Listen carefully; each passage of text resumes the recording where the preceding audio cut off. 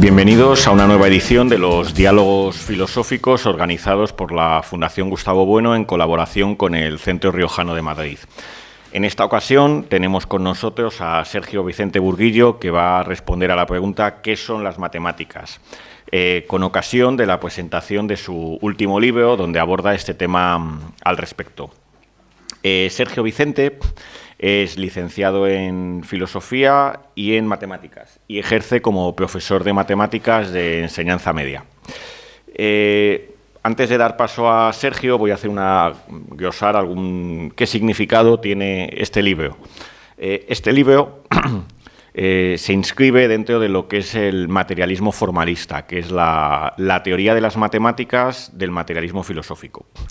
La filosofía de la ciencia del sistema conocido como materialismo filosófico, que fue creado por Gustavo Bueno, se conoce como teoría del cierre categorial. Y a su vez, la teoría del cierre categorial, que es una teoría general de la ciencia, contiene una teoría en particular de las matemáticas. Esa teoría es la que Bueno denomina como materialismo formalista, y cuyo rasgo esencial, aunque estamos aquí simplificando un poco, es que el matemático, frente a la idea habitual donde el matemático es alguien que está trabajando con conceptos puramente mentales o que está sumido en sus pensamientos, el matemático, bueno, los matemáticos, no, porque los dos que estamos aquí sentados somos del gremio, pues lo que hacemos es manipular ciertas figuras, términos fisicalistas, como son pues esas manchas tipográficas que aparecen en la pizarra con tiza, dibujadas en la arena, como hacían los antiguos geómetras griegos, o, como es el caso en este libro, que aparecen pues manchas tipográficas con tinta. Es decir, los matemáticos lo que somos expertos es, si el físico lo que hace es manejar, por así decir, átomos o moléculas, y el químico pues diferentes sustancias y reactivos, el matemático, aunque no llevemos bata blanca, lo que hacemos es manipular pues esas figuras geométricas, esos numerales y esos símbolos algebraicos que constituyen el campo de las matemáticas. Bien, esta doctrina fue planteada por Gustavo Bueno en sendos artículos publicados en 1978 y 1979. Ahí es donde aparece el núcleo del materialismo formalista, aunque el germen se puede rastrear en un libro anterior del año 72, que son los ensayos materialistas. El propio Bueno, con posterioridad, desarrollaría también más estas ideas, pues en algunos artículos posteriores, pues uno relacionado sobre las matemáticas en el año 2000, si no recuerdo mal, y otro con un nombre muy bonito, que es Poemas y Teoremas, que es del año 2008, si no recuerdo mal, o 2009. También a estos trabajos de Bueno se sumaron con posterioridad pues trabajos de otra gente de la Escuela de Filosofía de Oviedo. En primer lugar, Julián Velar de Lombeaña realizó varios trabajos al respecto en su día, en la década de los 90, y posteriormente, pues por mi parte también he realizado algunos trabajos al respecto, intentando desarrollar todo lo que es el materialismo formalista. En esta línea, en esta estela, es donde se inscriben los trabajos de Sergio. Que este no es el primer trabajo en esta senda. Él ha publicado ya artículos al respecto en el Catobuepas, ha dado conferencias también donde ha abordado estos temas, y hoy nos presenta un libro que precisamente pues, continúa por esa senda. Pero no estamos solamente ante un libro, pues por así decir, de filosofía de las matemáticas, sino que también es un libro de geometría, porque vuelve la mirada a Euclides y a la geometría euclídea, que es precisamente el núcleo de las matemáticas, ¿no? Y frente a los que hace no mucho, bueno, unas décadas, proclamaban abajo Euclides, diciendo que los diagramas matemáticos pues era algo de los que se podía prescindir, él hace en este libro una verdadera apología de los diagramas matemáticos y de su importancia, ¿no? Entre otras cosas porque incluso los posteriores diagramas aritméticos y los diagramas del análisis muchas veces están todavía en función a la escala de esos diagramas geométricos previos de los que él se ocupa en este libro. Pero el lector de este libro también se encontrará, aparte de filosofía y geometría, pues también se encontrará historia de las matemáticas. Sergio reconstruye lo que es el nacimiento de la primera ciencia, que es la geometría euclídea, y también pues se plantea pues, desde la crisis de los inconmensurables, la época pues, de la aritmética pitagórica, cuando hizo Keck, y también llega pues, hasta lo que es la fundamentación, pues, siguiendo un poco los esquemas aristotélicos de los elementos de Euclides. Quizás lo que en el libro al final queda claro, y eso es una cuestión que a mí me parece fundamental, es que muchas veces cuando pensamos, y esa es una de las tesis básicas del materialismo filosófico, pensamos en la primera ciencia, mucha gente piensa en Newton, y no, la primera ciencia es sin duda alguna esta, la geometría euclídea, que es precisamente cuyos diagramas encontramos en estas páginas. Pues cuando quieras, Sergio. Bueno, buenas tardes. Lo primero es agradecer su presencia aquí y al Centro Riojano y a la Fundación Gustavo Bueno. Quería agradecer también a Carlos Madrid porque ha hecho el prólogo del libro, que es un poco lo que ha glosado ahora. Y bueno, pues voy a explicarles a ustedes lo que vamos a hacer esta tarde. Yo querría que esta presentación durase una media hora, más o menos, para luego establecer un diálogo filosófico, un debate o lo que surja. Bueno, primero creo que es importante entender cómo surge este libro. Este libro surge de una de las cosas que ha dicho Carlos Madrid, y es aquello que dice, bueno, creo que es en el que es la ciencia, que la geometría de Euclides es una ciencia en sentido estricto.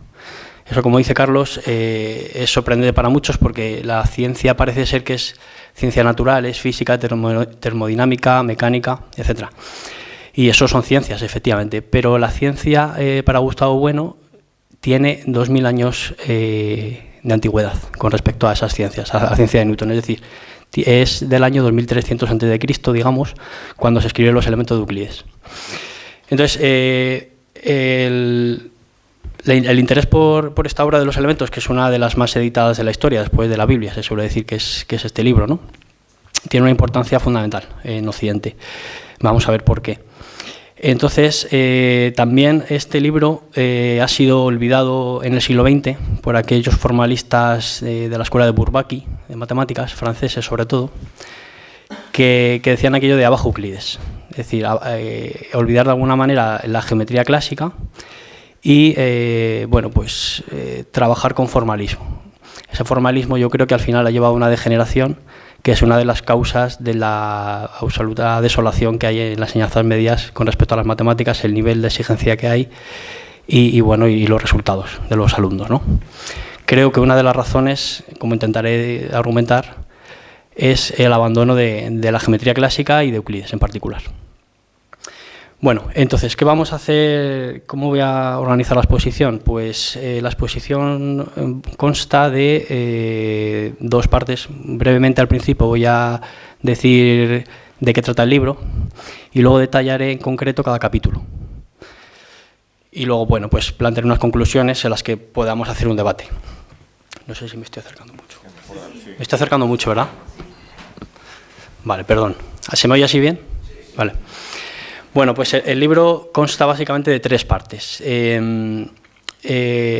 Los tres primeros capítulos se dedican a la geometría de Euclides, a la geometría plana de Euclides. No son un estudio de los 13 libros de los elementos de Euclides, sino los 6 primeros, que es donde Euclides trata la geometría plana. Después, una segunda parte del libro, que son los capítulos 4 y 5, tratan sobre la parte geométrica de este libro, que es el libro de Courant y Robbins, que creo que es el mejor libro que se ha escrito en el siglo XX de matemáticas, y recojo algunas ideas suyas para fundamentar un poco las tesis que quiero yo defender, luego hablaremos de eso. Y por última, como última parte del libro está el capítulo sexto, que es el más filosófico, donde se intenta recoger todas las conclusiones de lo que se ha dicho antes.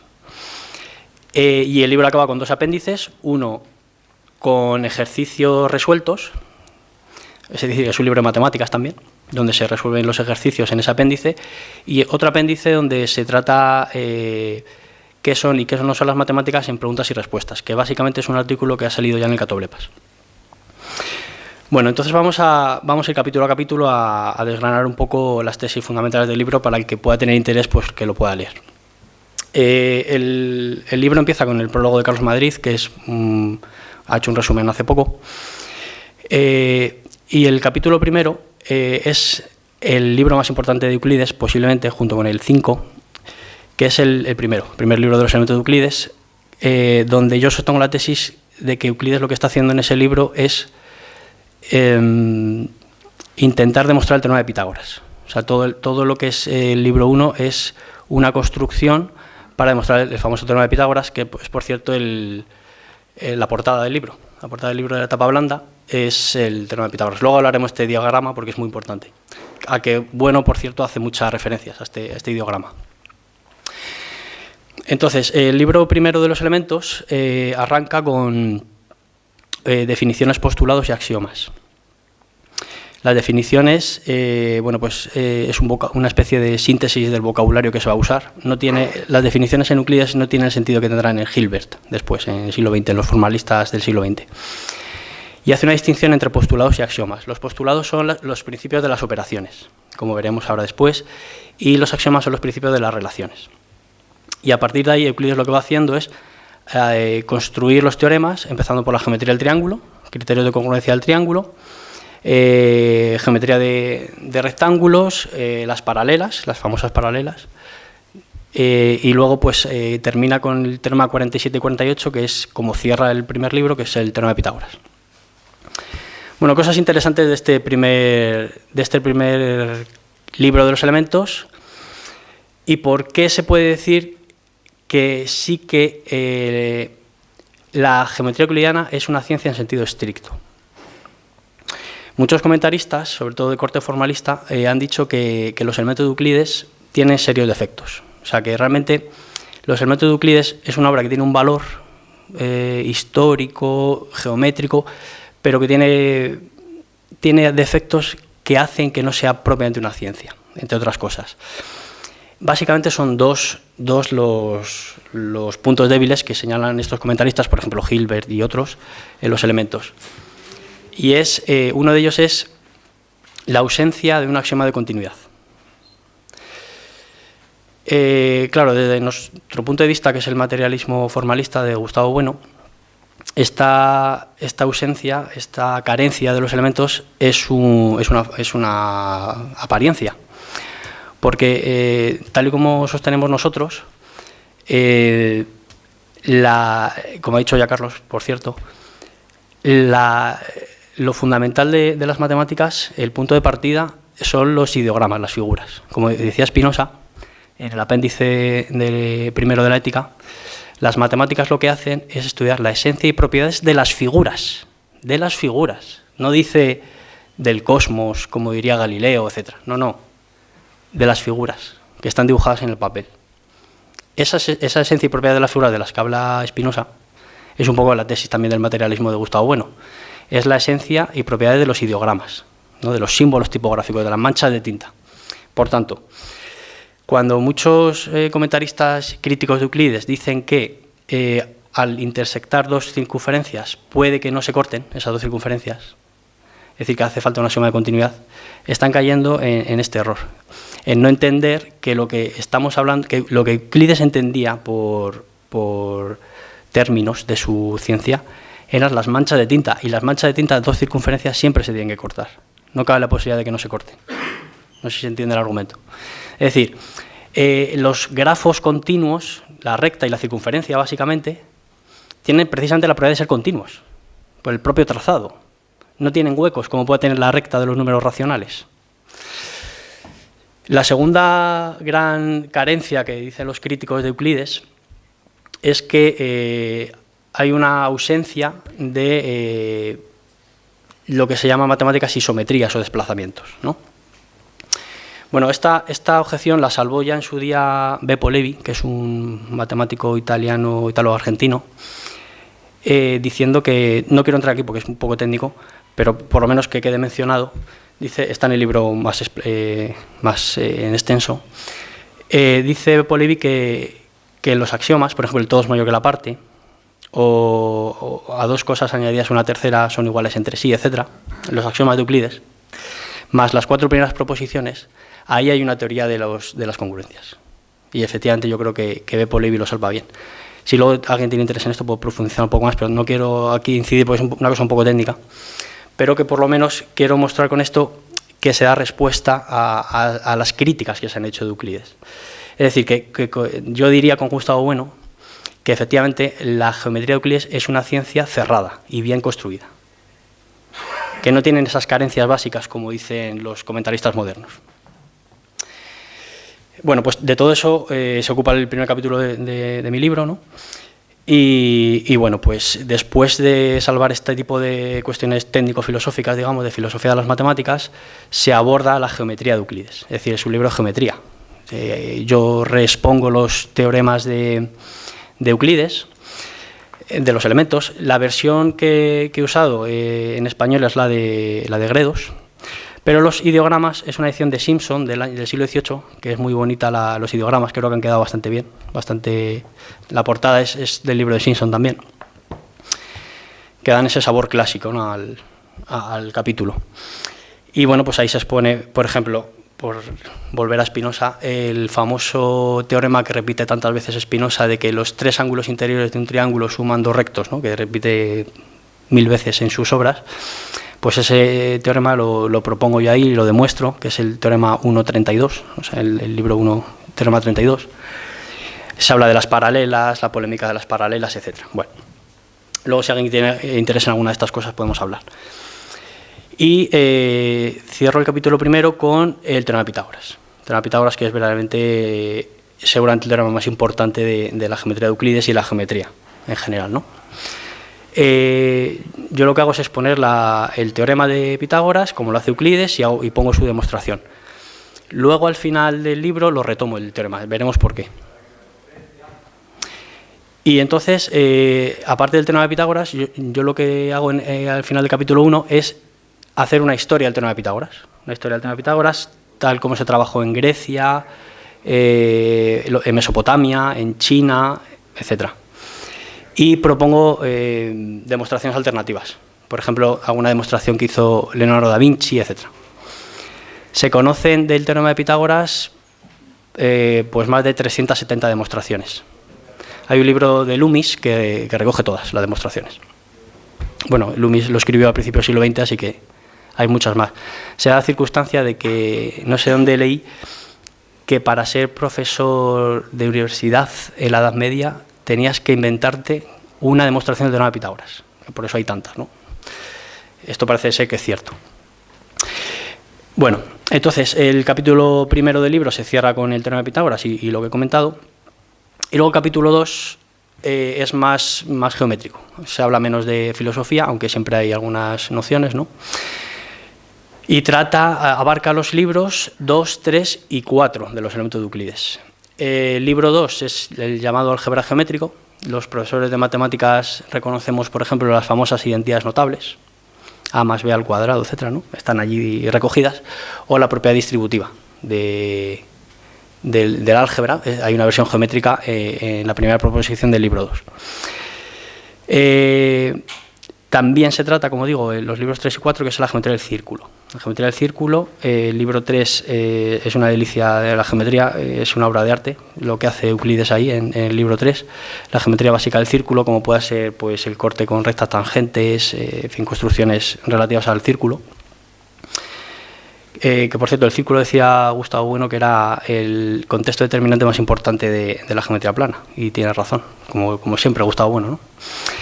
El libro 4 de los elementos son 16 problemas relativos a los polígonos regulares, un capítulo también muy bonito, que por cierto se puede ver con los alumnos en clase. Yo lo he estudiado, por ejemplo, si hay algún profesor aquí que lo puede llevar a término, ¿no?, en sus clases. Y después de este capítulo 2, que es, como digo, abarca los libros 2, 3 y 4, entramos en el capítulo 3, que es verdadera filosofía, porque se trata el tema de los inconmensurables. Ahí, que es la madre del cordero y seguramente lo más interesante para los filósofos. Bueno.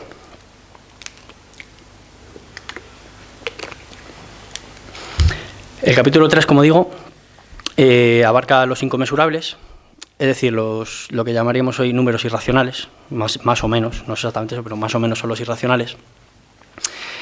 Y Euclides es muy interesante porque Euclides retrasa hasta el libro 5 el tema de los inconmensurables. Es decir, los 4 primeros para nada trata este tema. Eso es muy importante. Entre otras cosas, los pitagóricos habían demostrado su teorema, el llamado teorema de Pitágoras, con proporcionalidad geométrica, y claro, no tenían una teoría firme de la proporcionalidad, como vamos a ver ahora, y eso les llevaría a la destrucción. Pero para entender un poco, voy a decir algo de la metafísica pitagórica para que se entienda un poco el contexto, ¿no? Los pitagóricos entendían que esto lo explica muy bien Bueno en la metafísica presocrática, por ejemplo, en el libro del 74. Para los pitagóricos, los fenómenos del mundo podían ser explicados en base a las estructuras de los números naturales o racionales, ¿no? Básicamente y sobre todo los 4 primeros números naturales, el 1, el 2, el 3 y el 4. Y esto se va a entender muy bien con un ejemplo. Las escalas musicales, aquí hay algunos músicos, ¿no? Las escalas musicales, hasta Bach sobre todo, yo no entiendo mucho música, voy a intentar explicarlo si soy capaz. Con los números 1, 2, 3 y 4, los pitagóricos eran capaces de explicar las escalas musicales. Porque una cuerda tensa, que da un do, ¿no? Que da un do, una cuerda, si tú la pulsas por la mitad, así, un medio, ¿no? La relación un medio, 1 partido de 2, da un do, pero una escala más aguda, pero una escala más aguda, ¿no? Sin embargo, si tú pulsas una octava más aguda, perdón, ¿ves? Sabía yo que... y si pulsas en 2 tercios tienes una quinta, y si pulsas en 3 cuartos tienes una cuarta. Entonces, las escalas musicales los pitagóricos la hacían en base a estos 4 números, a los 4 primeros números naturales. Entonces, la hibris, digamos, la desmesura pitagórica, les llevaría a pensar que si en la música se puede explicar con los números naturales, ¿por qué no los demás fenómenos del mundo se podrían explicar también con los naturales, ¿no? No solo en la música hicieron avances los pitagóricos, también en astronomía, por ejemplo. Hay muchas relaciones que hacen los pitagóricos que hoy en día más o menos se mantienen, o en la propia geometría. La propia geometría, por ejemplo, números figurados, números poligonales, las sucesiones, etcétera. Los pitagóricos llegan bastante lejos. Que, por cierto, es el quadrivium, ¿no? El famoso quadrivium es música, aritmética, geometría y, ¿cuál me falta? Astronomía. Pero resulta que no todo se puede medir con números naturales. Es decir, dicho de una manera, 2 medidas cualesquiera no siempre son conmensurables. En concreto, en un cuadrado, la diagonal y el lado no son conmensurables. No hay una medida común que mida las dos. Es decir, no se puede expresar como un número racional la medida de la diagonal. Y precisamente eso se demuestra con el teorema de Pitágoras, entre otras cosas. O sea, que internamente estaba la destrucción de propia secta pitagórica, ¿no?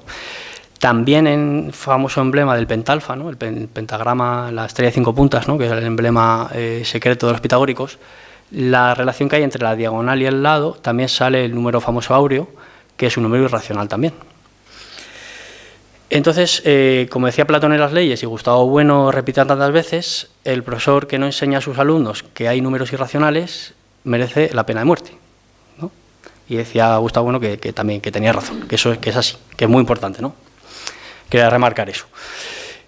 Entonces, lo que se hace en la escuela de Platón, en la academia, básicamente se entiende que es eudoxio hoy en día, es hacer una teoría de los inconmensurables, una teoría de la proporcionalidad, pero ya contando con los inconmensurables. Bueno, pues eso es lo que Euclides recoge en el libro quinto de los elementos, que es el trabajo, realmente el libro quinto de los elementos es un trabajo de la Academia de Platón, básicamente.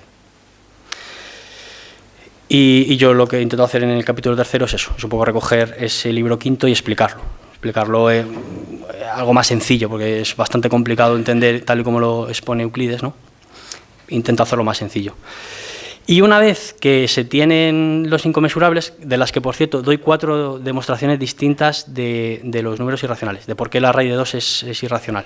Hay una muy bonita, doy 2 demostraciones geométricas y 2 algebraicas, una que ya conocía por Aristóteles y otra demostración moderna de Niven, que es preciosa y muy sencilla. Si alguien tiene interés, luego la podemos comentar si queréis. Y nada, y pues el capítulo tercero habla de esta problemática, que es muy importante en la Escuela de Oviedo, se ha tratado mucho este tema, se cita mucho también, creo que tiene interés, y se cierra con el libro sexto de los elementos, que es la semejanza, La semejanza ya, ahora ya sí la proporcionalidad, donde se habla del teorema de Tales, famoso, en fin, las medias geométricas, o el teorema de Pitágoras generalizado, que es el teorema 631. Bien, y hasta aquí la exposición de Euclides, que son, como digo, los 3 primeros capítulos. Luego sigue en el libro el capítulo 4 y 5, que son más breves. Es una exposición del libro de Curran Robbins, como decía antes. Y bueno, por ir rápido ya, el capítulo 4 trata sobre todo los 3 problemas griegos clásicos, la duplicación del cubo, la trisección del ángulo y la cuadratura del círculo, ¿no? Los griegos intentaron dar construcciones con regla y compás de estos problemas, pero hoy se sabe que son imposibles de construir con regla y compás. No es el teorema de Wanzel, que explico ahí en el libro y demás. Y lo que sí hago es dar una construcción con regla y compás, pero con ciertos trucos modernos que se han hecho para la construcción de estos 2 problemas. Y lo que no se puede hacer de ninguna manera con regla y compás es la cuadratura del círculo. Es imposible, no se puede hacer porque el número pi es un número no solo irracional, sino trascendente, además, ¿no? Es decir, que no es solución de ninguna ecuación, de ninguna ecuación polinómica. Entonces, lo que sí que hace Curran Robbins es una demostración o una aproximación, mejor dicho, preciosa de lo que es el número pi con regla y compás. Y la expongo yo en el libro, la recojo de ahí. Y nada, el capítulo 5, ya por ir terminando, lo que hace es tratar... Bueno, el capítulo 4 habla de más cosas, pero tampoco quiero ser muy técnico. El capítulo 5 lo que hace es tratar la optimización geométrica. Hoy en día los problemas de optimización se suelen tratar con el cálculo diferencial, sobre todo, pero yo ahí pongo varias construcciones con geometría, con diagramas geométricos, para remarcar la potencia de los ideogramas, ¿no? Y nada, y cierro el libro con el capítulo 6, que es el más filosófico, donde se recogen las consecuencias de todo lo que se ha dicho, pero sí que me gustaría decir algunas cositas relativas a este capítulo 6. Creo que para el filósofo los capítulos más importantes serían el 1, el 3 y el 6, ¿no? El capítulo 6 retomo a un filósofo que se llama Javier de Lorenzo, del que Carlos Madrid ha hablado mucho, porque Javier de Lorenzo tiene algunos trabajos en los que sigue, no sé si consciente o inconscientemente, lo desconozco, a Gustavo Bueno, en cuanto a su filosofía de los ideogramas, por lo menos. Y la tesis fundamental es que el discurso natural de las lenguas, o sea, el discurso de las lenguas naturales, del español, del inglés, etcétera, de las lenguas naturales, es originalmente fonológico, no la escritura. La escritura sería un trámite posterior que algunas lenguas han conseguido, ¿no?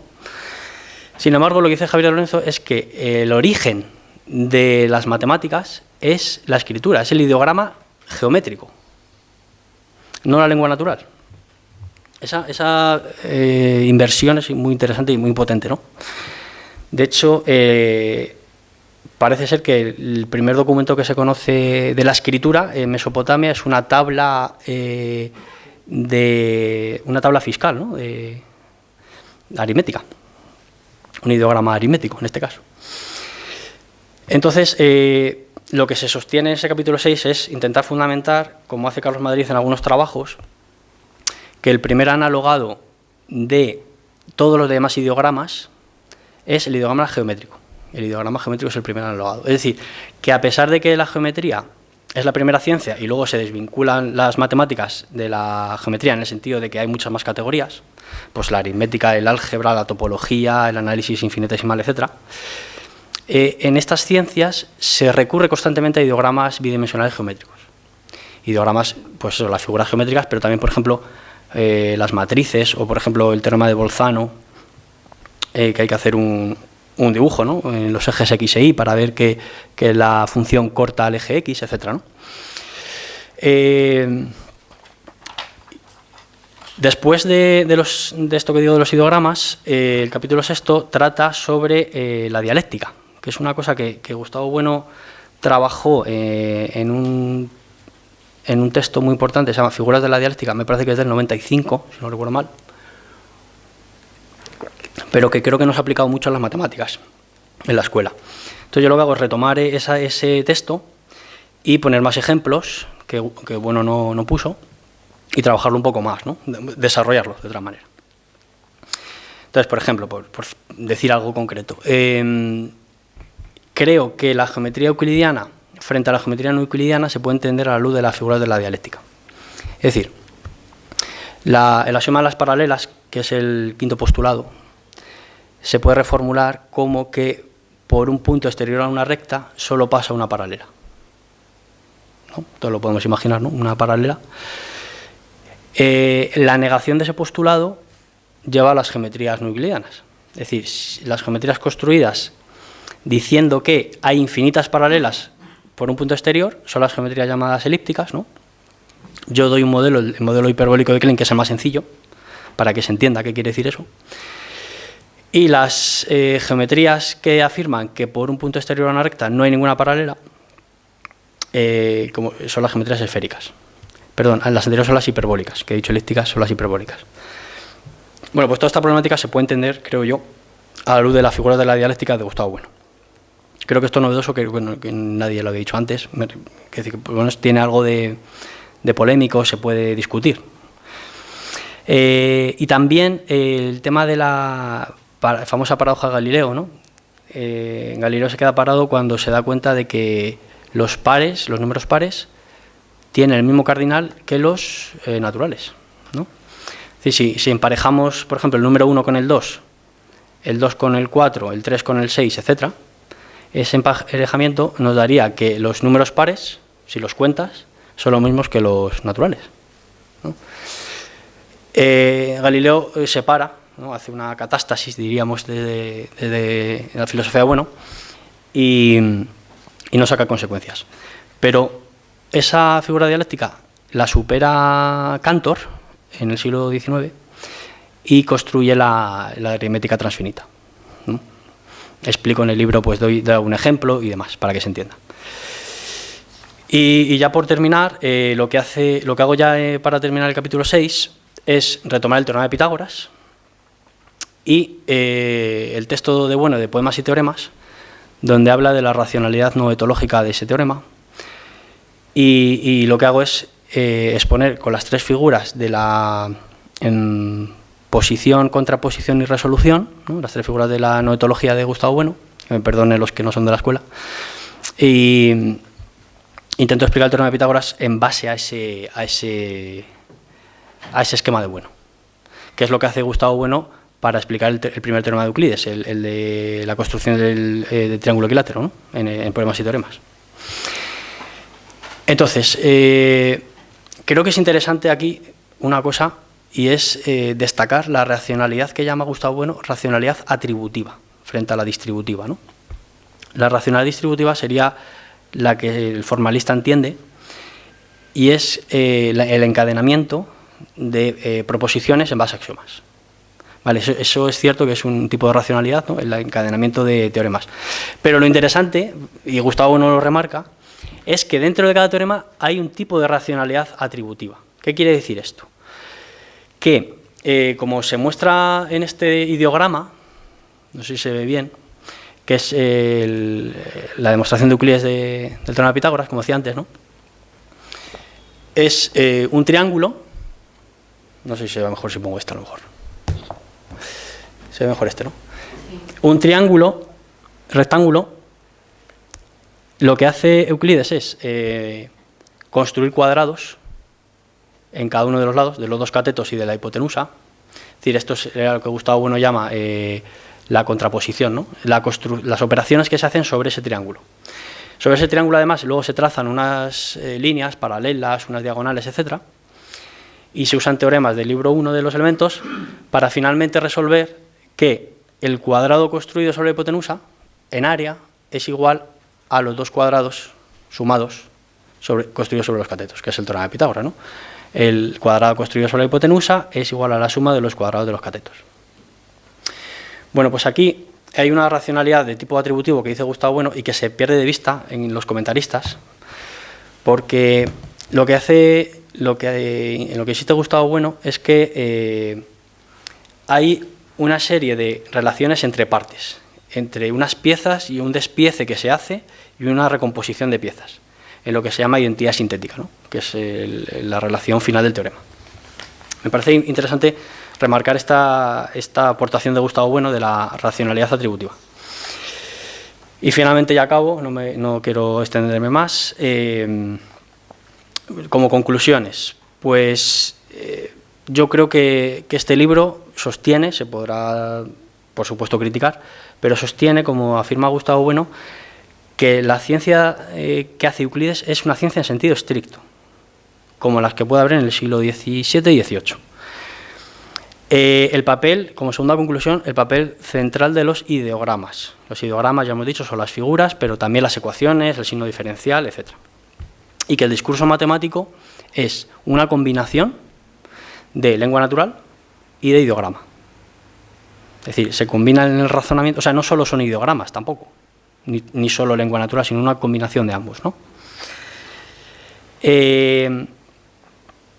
Este libro aporta también pues, un estudio de la racionalidad matemática, que no hay revoluciones en matemáticas, sino modos de hacer según las figuras de la dialéctica y según los ideogramas que se van desarrollando. Y bueno, y solo comentar que hay dos ediciones, una, la de tapa dura, está revisada, tiene algunas cosas que se añaden, por ejemplo, un estudio de los números primos, que me parecía importante añadir en el capítulo 4. Pero básicamente es lo mismo, es el mismo libro. Y nada, y por conclusión final, decir que efectivamente en las enseñanzas medias, al perderse de vista los elementos de Euclides, se ha perdido realmente lo que son la racionalidad de las matemáticas, y entre otros muchos factores, es una de las consecuencias de que el abajo Euclides haya llevado a el fracaso en matemáticas, el rechazo que los alumnos tienen casi por sistema a la asignatura de matemáticas, y a que sea la asignatura más temida, y que objetivamente pues que los resultados en matemáticas hayan sido tan malos, estén siendo tan malos. Creo que habría que recuperar los elementos de Euclides, como también dicen, por ejemplo, Alicia Delibes, ¿no?, en sus libros, porque me parece que es una obra fundamental en la cultura humana, si se quiere decir así, pero sobre todo para los profesores de matemáticas y para los alumnos. Y yo con esto acabo. Si queréis ahora, pues nada, discutimos alguna cosa que haya quedado pendiente o preguntas o lo que queráis. Esto es un diálogo.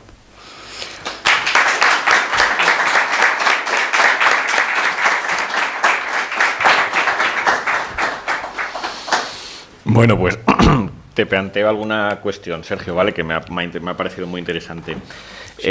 Al compás de lo que ibas señalando, el papel de los ideogramas, recordaba, porque es una cosa que miré hace no mucho, o sea, comentaba si Javier de Lorenzo conocía. Yo creo que sí, porque Javier de Lorenzo publica en los años finales de los 70, principios de los 80, tiene artículos en el Basilisco. Entonces, cabe pensar que debía conocer más o menos los artículos de Bueno, aunque no los cita nunca, ¿no? Pero yo no creo que haya muchas conexiones, pero sí que es verdad que coinciden, es como si fuera casi como una convergencia, una confluencia, coinciden en eso.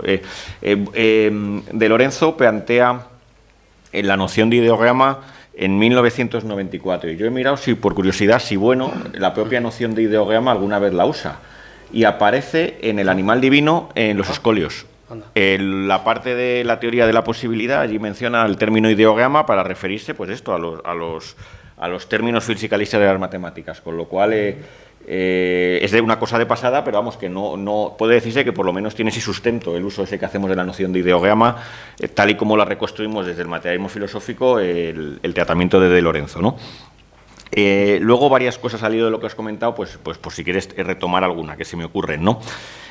Una era un ejemplo muy bonito con lo de, se me ha ocurrido cuando estabas comentando lo de la cuerda y los pitagóricos, ¿no? Claro, ese primer teorema, un teorema que luego la acústica, la física va a retomar, ¿no? Es muy bonito porque el contexto determinante es la propia cuerda vibrante, un contexto que es totalmente artificioso, porque en la naturaleza que sepamos no hay cuerdas vibrantes, ¿no? Entonces la propia cuerda ya es un contexto artificioso, ¿no?, de tal manera que el teorema, como tú has ido diciendo, de si la pellizcas en la mitad o la pellizcas en tal, el sonido es diferente y sigue unas determinadas proporciones, pero claro, lo que está totalmente a una escala anteópica, es decir, depende de que haya una cuerda vibrante, es decir, en la naturaleza no hay cuerdas vibrantes, ¿no? Depende de una fábrica, que me figuro que sería, pues a lo mejor los músicos aquí en la sala, pues con pelo de caballo, ¿no? ¿Cómo se...? Tripas de gato, anda.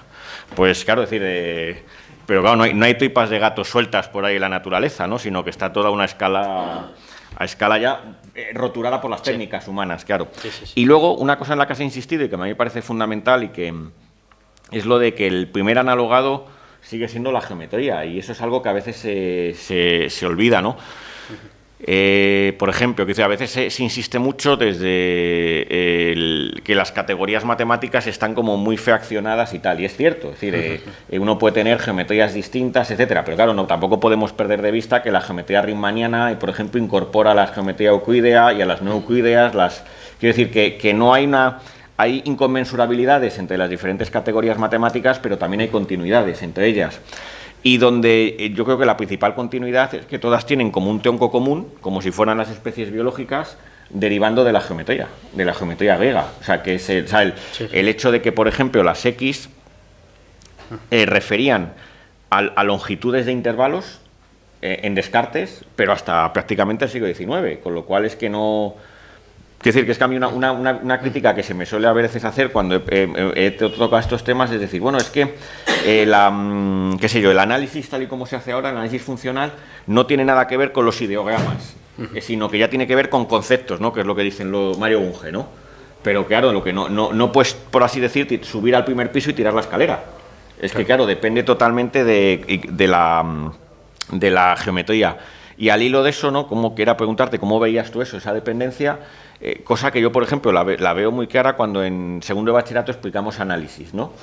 Y ves que los alumnos muchas veces los fallos que tienen son porque son incapaces de conectar el ideograma algebraico con la gráfica de la función. Quiero decir, aunque hagas mucho hincapié, yo por lo menos así lo hago, cuando hacemos un límite, inmediatamente dibujar lo que está diciendo el límite para que vayan ellos conectando, les digo simplificando mucho, que un límite es una fotografía infinitesimal, para que vean que eso tiene, porque es que si no, están totalmente perdidos, o sea, no son capaces luego de conectar una cosa con otra, ¿no? Entonces yo creo que hasta en el análisis sigue siendo fundamental. Y entonces, claro, en los libros de análisis de la carrera se puede prescindir de como hacía Dieudonné y tal, de los gráficos y tal, pero claro, porque ya los has estudiado en la escuela. Claro. Si no los has estudiado en la escuela, pues es que no hay tu tía, quiero decir que no puedes prescindir, ¿no? Entonces, un poco cómo veías ese tipo de cuestiones, como has mencionado, del primer analogado, que es la geometría euclídea.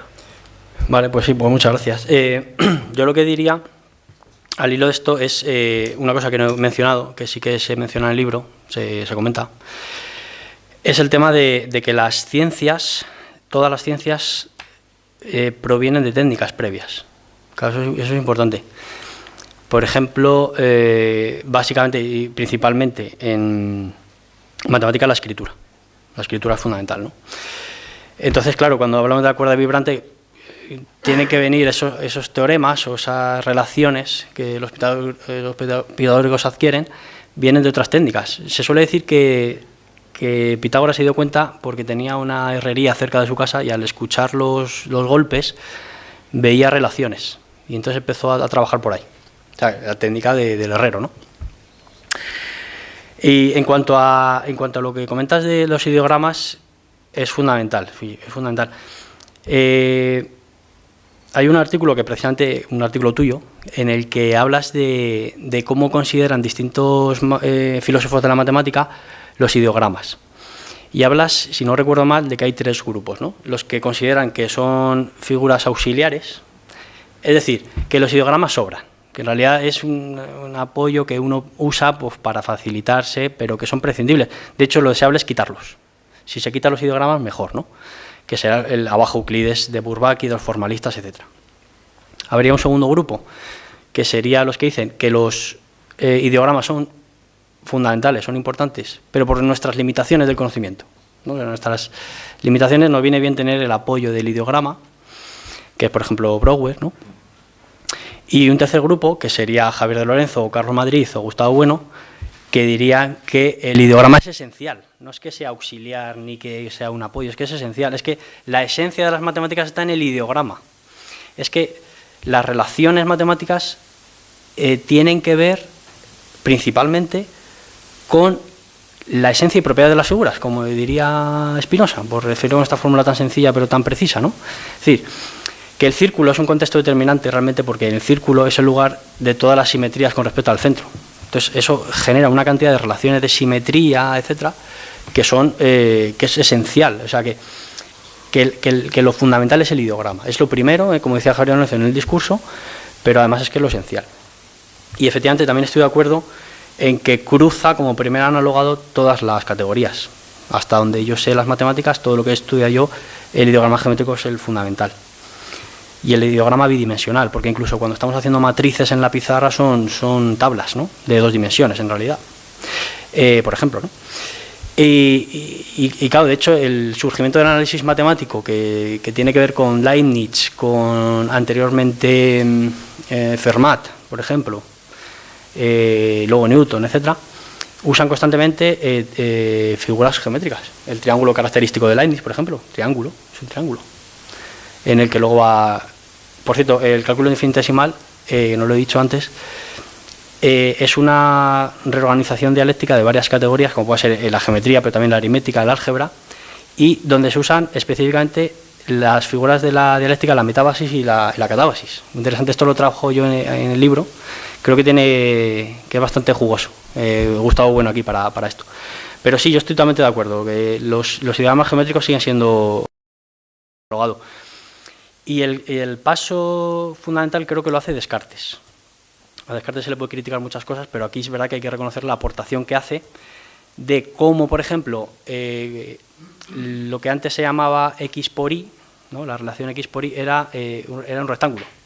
O sea, como el área del rectángulo es base por altura, ¿no? Pues X por Y era un rectángulo. En Spinoza mismamente, cuando habla de X por Y, habla de un rectángulo. En el libro 2 de la Ética, por ejemplo. Pero claro, en Descartes se desvincula la cantidad X por Y de la geometría y pasa a ser un ideograma ya algebraico. O sea, X por Y es el producto de 2 cantidades, ¿no? Ahora, ¿en cómo hace esa operación Descartes? A través del teorema de Tales, que es un teorema geométrico, curiosamente, ¿no? Que eso lo hace, está en Euclides también, como casi todo, el libro sexto, la proposición 8. La proposición 8 del libro sexto de Euclides es precisamente de donde toma Descartes, ¿no? La idea de linealizar, como dice Javier Lorenzo, el concepto geométrico. Es decir, da el paso al álgebra fundamental. El álgebra no lo inventa tampoco Descartes, viene de antes, con precedentes, pero bueno, Descartes sí que es un paso fundamental. También la geometría analítica llamada, ¿no? Pero a través del teorema de Tales. O sea que en el fondo, de alguna manera, está latiendo el ideograma geométrico. El ideograma geométrico también. Y creo que no se me olvida nada de lo que has comentado. Lo de los ideogramas, sí, es verdad que lo dice Javier de Lorenzo en el 94. Ya, claro, ya no me pierdo yo si lo coge del animal divino o no. Pero bueno, ahí por lo menos el precedente está bien saberlo, sí. No lo sabía, yo eso no lo sabía. Y creo que nada más, no sé si me he dejado algo. Sí. Pues un segundo, que pasamos el micro.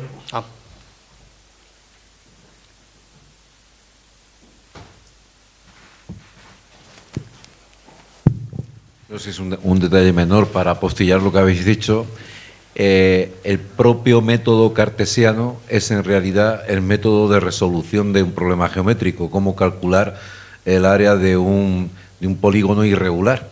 Pues sí que parte la primera, la evidencia, ¿verdad? Pero claro, la regla del análisis es dividir la dificultad hasta alcanzar las partes simples, que es lo que hacemos con un polígono irregular, dividirlo hasta alcanzar figuras a las que se puedan aplicar fórmulas conocidas para la resolución del área. Y luego la síntesis es la suma, es decir, que el propio método cartesiano pues está directamente vinculado a los ideogramas, aunque él quiera deducirlo del cogito ergo sum. Pero vamos, eso son fantasías animadas de Descartes. No, yo te quería preguntar cuáles crees tú que son fundamentalmente, pues, El paso de la geometría, de la matemática morfológica a la que, bueno, llamaría lisológica o abstracta, ¿cuáles serían los jalones fundamentales de ese paso? Porque has mencionado a Descartes, pero yo creo que Descartes todavía está atrapado en eso, aunque lo exprese de otra manera. De hecho, las propias coordenadas cartesianas son los paralelos y los meridianos. Quiero decir que está atrapado en las morfologías, quiera o no quiera. Entonces, ¿cuándo se produce realmente ese salto? ¿Es con Hilbert quizás o cuando...? Vale, pues gracias, Joaquín. Vale, varias cosas. Creo que aquí habría que hablar de la eolización, del método general de la eolización que habla Gustavo Bueno en algún trabajo. Creo que la primera vez que habla de esto es en el mito de la izquierda, si no recuerdo mal. Vamos a ver si me consigo explicar. Lo que hace Euclides, la geometría euclidiana, de estirpe euclidiana, es, como he dicho antes en el teorema de Pitágoras, despiezar la figura en trozos más pequeños o despiezarla en partes, digamos, pues por ejemplo en cuadrados, triángulos, etcétera, en el teorema de Pitágoras, y luego hacer una recomposición. Pero no va hasta las partes átomas, digamos, que es lo que sí que se hace en el proceso de eolización, que para que todo el mundo me entienda, viene a ser lo que se hace en el cálculo diferencial. O sea, en el cálculo diferencial sí que se va a las partes átomas y que es lo que se hace en paralelo en la Revolución Francesa. La Revolución Francesa se lleva a las partes anatómicas, que eran los tres estamentos, por decirlo rápidamente, pueblo llano, el clero y los nobles, ¿no? Y a los partes átomos que luego se recomponen en los ciudadanos franceses, ¿no? Ese proceso paralelo es el que trabaja Gustavo Bueno en el mito de la izquierda. Entonces yo creo que la geometría abstracta o la geometría tiene que ver con Descartes, principalmente. Porque lo que se hace a partir de Descartes y después, vamos, en esa época, en el siglo XVII y luego XVIII, con Euler y demás, es asociar a cada figura geométrica una ecuación, que es lo que se llama geometría analítica, ¿no? No a una función, porque, por ejemplo, la circunferencia no es una función, pero sí que tiene una ecuación. Entonces, el paso de poner en paralelo una ecuación y su estampa ideogramática geométrica, ese paso yo creo que Descartes es el trámite más importante. Aunque luego ya digo, está en Bernoulli, está Euler, y hay muchos matemáticos que trabajan esto, claro que sí. Y la geometría analítica es eso. Y entonces, una vez que puedes ver la recta como un conjunto de puntos, que es el conjunto de puntos de la ecuación, ya se ha producido ese salto abstracto, digamos. Y ya se pueden trabajar las ecuaciones, en principio, sin referirse directamente al ideograma geométrico, ¿no? Pero sin olvidar nunca que la ecuación proviene de la geometría y que Descartes usa el teorema de Tales, que es un teorema geométrico. Es importante no olvidarlo, porque genéticamente viene de ahí. Y no sé si te contesto con esto, más o menos. Si me permitís, sí. Es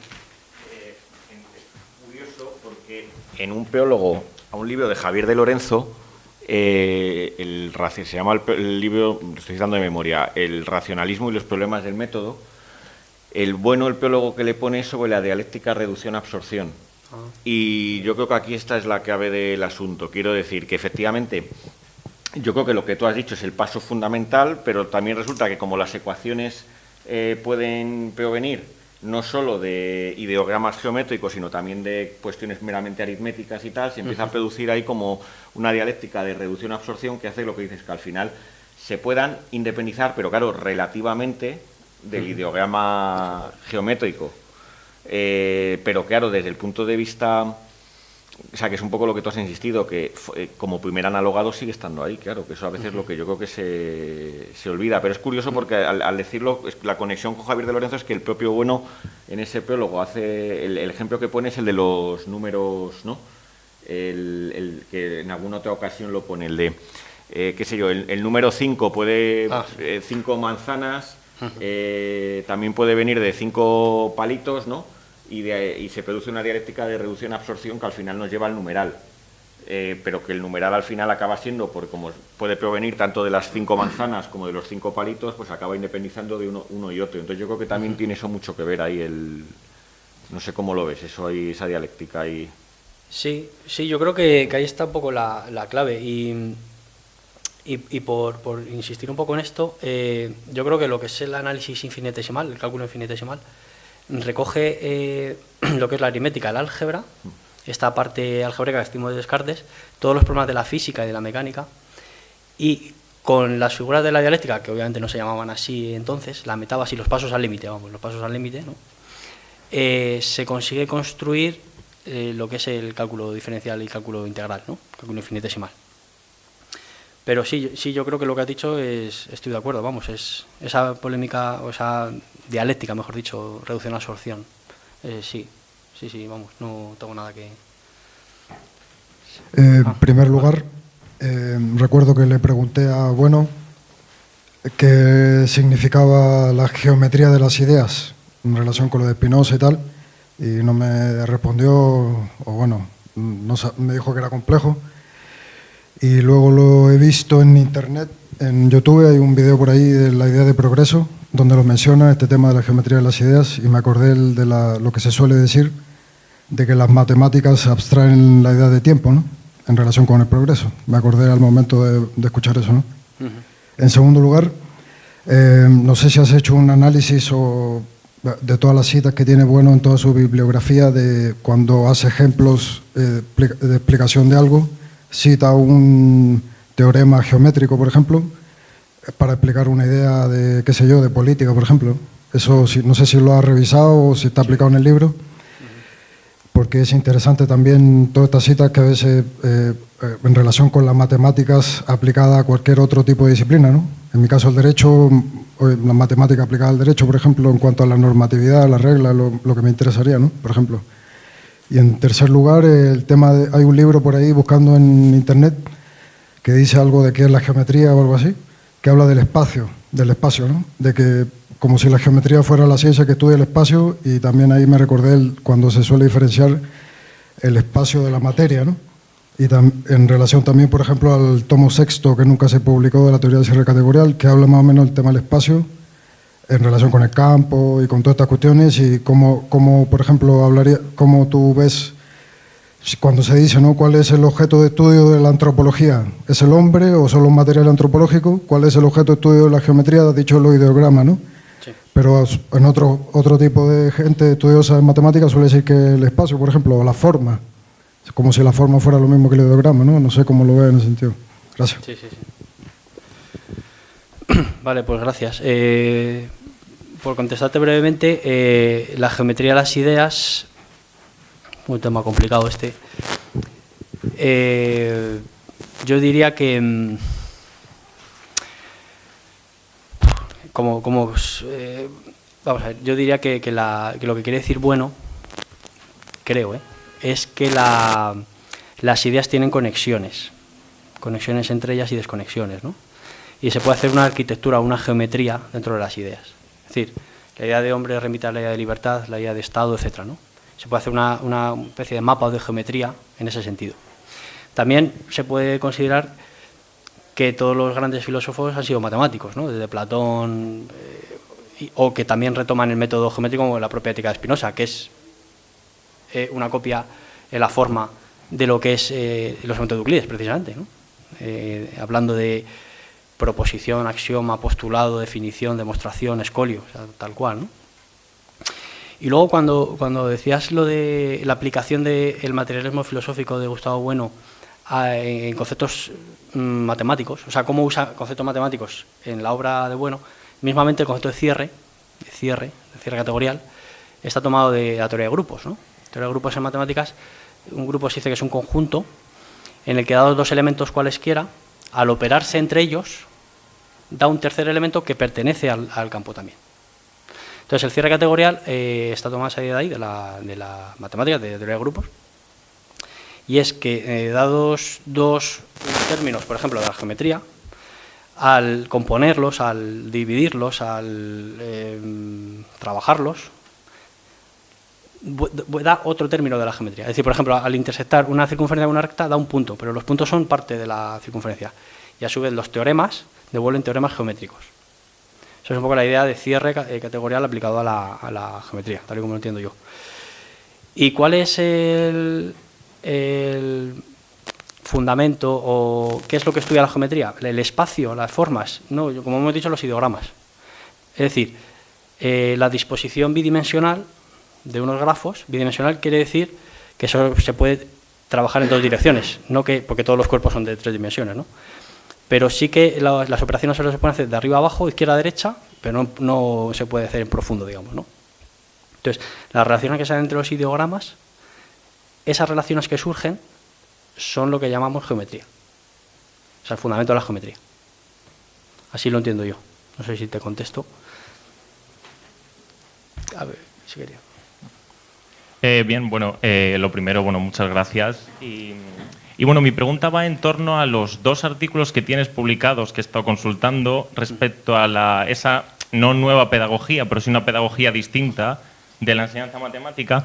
Y es porque yo, bueno, de entrada estoy completamente de acuerdo, pero temo estar de acuerdo por sesgo y me gustaría preguntarle a ver qué opina usted, porque y escuchando su propia intervención, cómo habla de los elementos de Euclides o cómo habla de la matemática, siento que a los matemáticos en general lo que nos pasa es que nos gusta mucho la matemática y hablamos de ella con ¿cómo decirlo?, como con un amor hacia la disciplina que probablemente nos hace engrandecer ciertas cosas que a los alumnos no les interesa tanto. Por ejemplo, yo ayer mismo, haciendo bueno, lo que es la explicación de que A cuadrado al final del día es un cuadrado de A por A.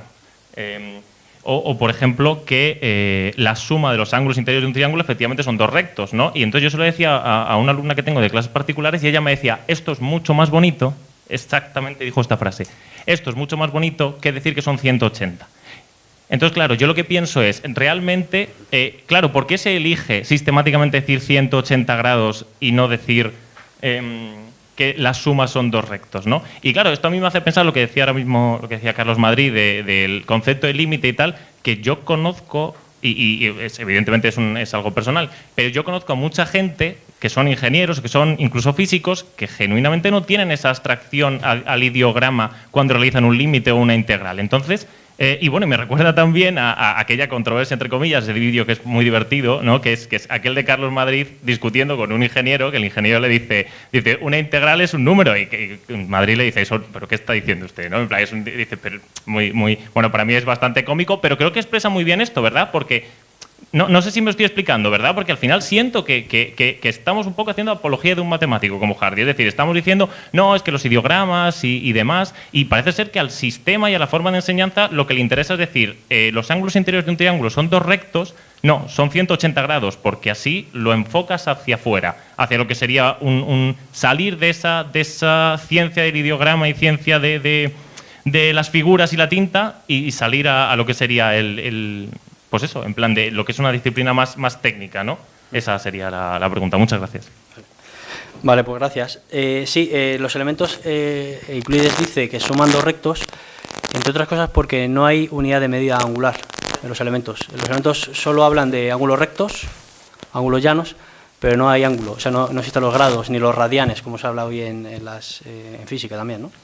Sino simplemente ángulos rectos. Entonces todo se compara con mayor que 2 rectos, menor que 2 rectos o igual que 1 recto, ¿no? Y sí, estoy de acuerdo que se desvía un poco la atención, claro, porque al decir que los ángulos interiores de un triángulo suman 2 rectos, inmediatamente tienes que hacer la demostración ideogramática. Claro, no puedes hacer otra cosa. Y creo que es importante rescatar eso. En cuanto a lo que dices de si esto es una pasión que nosotros los matemáticos tenemos por la belleza de Euclides, yo creo que es que precisamente al dejar de presentar a los alumnos la belleza de los elementos, ¿no?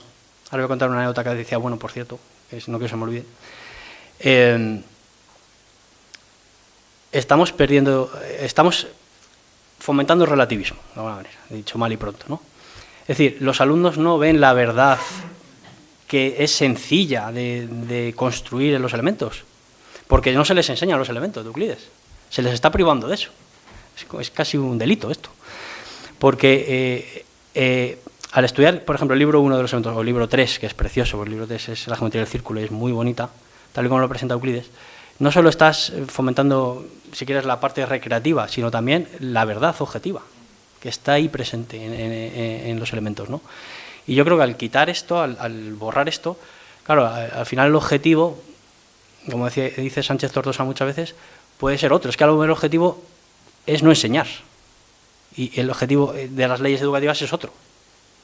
Enseñar, es decir, a lo mejor hay grandes bolsas de población, como dice Sánchez Tortosa, ¿no?, que hoy en día no tienen posibilidad de trabajar, vamos a circunscribirnos a España, y a lo mejor lo que hacemos es tenerlos hasta los 18 en la escuela, entretenidos, porque no tienen otra cosa que hacer. Y no les puedes enseñar matemáticas, sino que les tienes ahí entretenidos. No lo sé, ¿podría ser esa una razón? Puede ser. Yo creo que la cuestión, Sí, sí. Sí, perdona. Yo creo que la cuestión quizás sea completamente de acuerdo con eso de no enseñar, pero igual la cuestión es enseñar para qué también. Es decir, o sea, también esto lo decía Bueno también, ¿no?, que el piloto no necesita saber de la termodinámica, y yo creo que quizá el sistema educativo cree que el ingeniero no necesita saber la matemática. No, esto es un poco extraño de decir, pero no sé si me estoy explicando, que quizás sea también el no enseñar o el dejar la mayor gente en el camino. Eso yo creo que, vamos, en plan, suena un poco conspiranoia, pero quizá haya algo de eso, y sobre todo quizá tenga que ver el tema de enseñar para qué, o cómo enseñar para qué conseguir, ¿no? Es que suena un poco... Claro, es que el valor formativo, si los elementos han estudiado durante 2.300 años, salvo estos últimos 100, que ya se ha olvidado, es precisamente se ha estudiado por su valor formativo, el valor formativo, o sea, el valor constructivo que tiene en la formación humana, realmente. Aparte de la belleza y demás, ¿no? Pero yo creo que es que eso se ha perdido. Y no quería, la anécdota, para que no se me olvide, cuenta Gustavo Bueno que bueno, en la época del existencialismo, creo que es, pues no sé si él habla de los años 60, bueno, estaba en la universidad, ¿no?, 70, 60, pues se le acercaban muchos alumnos muy disgustados porque no encontraban el sentido de la vida. Porque decía que estaban arrojados al mundo, pero que no les habían preguntado si querían vivir, ¿no? Entonces Gustavo Bueno, en una ocasión, le dijo a un alumno: mira, te voy a dar los elementos de Euclides, te lo vas a llevar a tu casa y lo vas a estudiar.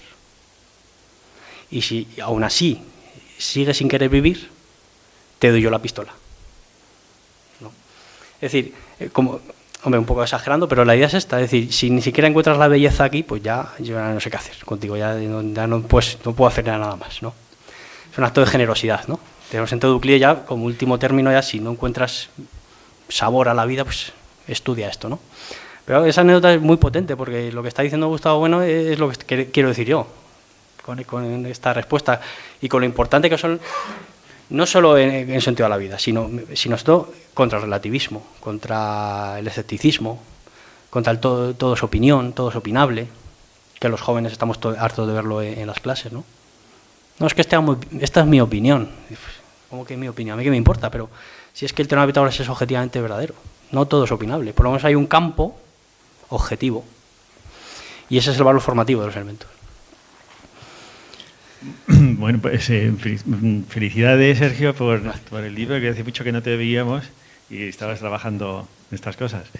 A ver, es que de aquí salen 40.000 cosas para todos los lados. O sea, todos estos problemas que estás tocando es que afectan a todo de algún modo. Entonces, pues tampoco me quiero meter porque yo no soy especialista ni nada y no quiero meter la pata, pero las cuestiones filosóficas yo creo que son aquí un poquito, porque son, cuando dices que son las matemáticas, pues dices, y lo que no son el resto de categorías, ¿no? Y sin embargo, constantemente se están, les dices, en la aplicación de las matemáticas a las ciencias sociales, las aplicaciones constantes. Entonces, marcar esas diferencias yo creo que es fundamental, porque si no, la categoría se deshace o se expande o no sabes a qué te estás refiriendo cuando dices matemáticas, porque se aplica a la economía, se aplica a la sociología, etcétera, ¿no? O sea, eso de aplicar o a la cosmología o a lo que sea, a la física, todo, o al arte, cuando estás utilizando triángulos para hacer, o cuadrados o polígonos para hacer el Partenón o lo que sea, se está aplicando constantemente, ¿no? Eso de la aplicación de estas cosas y tal.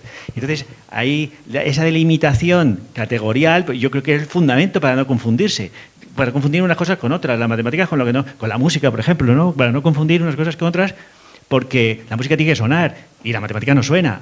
Entonces, inmediatamente, o sea, afecta a un montón de factores. Pero bueno, yo por ir al tema de las cuestiones filosóficas, que es los inconmensurabilidades, ¿no? Lo de la pistola y lo de la pena de muerte y estas cosas. que es lo siguiente, ¿por qué es merecedor de la pena de muerte el maestro que no enseña los inconmensurables? ¿Por qué es merecedor de la pena de muerte? Y es porque está enseñando una armonía, está enseñando una conexión, una cocina entre todas las partes del universo, una armonía que no existe, que es el monismo, un continuismo entre las partes y el todo. Y eso es precisamente digno de la pena de muerte, porque nosotros estamos como pluralistas completamente en contra de esa tesis, ¿no? Es decir, los inconmensurables lo que te ponen te pone delante de esas inconmensurabilidades entre categorías que pueden pertenecer con la aritmética y la geometría, ¿no? Porque la aritmética la geometría, lo que tú has dicho, es continua y la aritmética no, es discontinua, ¿no? 1, 2, 3, 4, 5, etc. Bueno, entonces, lo más curioso de esto, creo yo, es que precisamente se llama número divino, número áureo, precisamente a esa relación entre las partes y el todo, entre el cateto y la diagonal. Se llama número áureo porque precisamente es donde más armonía ven.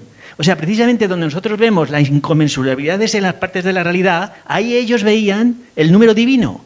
Es decir, una proporción que se podía dividir hasta el infinito. Porque si divides la diagonal por el lado, pues entonces la parte pequeña y la parte grande tenían la misma relación que la parte grande y la diagonal. Y entonces eso podía llevarlo hasta el infinito.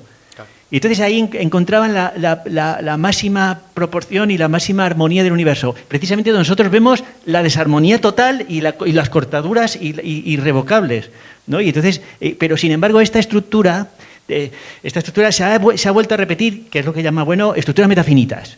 Se ha vuelto a repetir constantemente en filosofía, por ejemplo, con la Trinidad. Con la Trinidad cristiana, o por ejemplo con los inconmensurables de Leibniz. Cada mónada es una inconmensurabilidad, pero resulta que todas están armonizadas porque cada una es infinita y entonces las partes se relacionan con el todo y son inconmensurables constantemente. Y entonces ahí se ha visto el modo de hacer filosofía más excelso, porque prácticamente conociendo la parte conoces el todo y conoces las relaciones entre las partes, y esto es precisamente donde nosotros vamos contra esto principalmente. No puede haber una relación de una parte con el infinito, de una parte con otra. Esto yo es que lo he visto ahora en los románticos. Los románticos ponían la obra de arte es la parte que conecta con el todo, con el absoluto, ¿no? Estas continuidades te llevan al monismo directamente, que son las formas de filosofía, y además que tiene relación con esto que has dicho de los puntos infinitesimales de Leibniz, ¿no? Sí. Que precisamente se toman como conceptos ontológicos fundamentales para entender la realidad, cuando realmente la realidad es todo lo contrario, ¿no? No sé si te parece que por ahí se puede ir. Bueno, pues muchas cosas complicadas las que planteas, pero sí que voy a decir, en cuanto a las aplicaciones de las matemáticas, una pregunta que muchos se hacen es... Vale, si la geometría y las matemáticas en general tratan grafos que construye el hombre, ¿por qué luego se aplica a tantas ciencias? ¿O cuál es la efectividad de las matemáticas? Ese problema es fundamental. Pero ahí creo que se puede explicar con la dialéctica reducción-absorción. Es decir, un ejemplo muy, muy rápido. Las operaciones del mundo, las operaciones técnicas más básicas son juntar, separar objetos. Es decir, sumar, restar, dividir. Entonces, lo que hace la aritmética es esas operaciones del mundo, de alguna manera, abstraerlas en operaciones propias del campo. Pero en el fondo es una especie de absorción de esas operaciones del mundo. Por eso luego se aplica a tantas ciencias y a tantas disciplinas. Porque son operaciones básicas, y esas operaciones básicas que la aritmética consigue construir y cerrar categorialmente, se aplican después. Pero porque provienen del mundo, no porque provengan del universo metafísico, ¿no? Entonces, sí que es importante, como has remarcado tú, distinguir las categorías, claro.